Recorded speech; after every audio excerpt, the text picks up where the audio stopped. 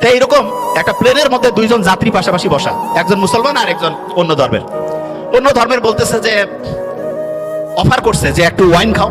তা বলছে না না, আমি কেন ওয়াইন খাবো, আমি মুসলমান। আরে বাবা, তুমি কেমন মসজিদে আছো নাকি, ওয়াইন খেলে কি হবে? বলছে না, আমি ওয়াইন খাই না।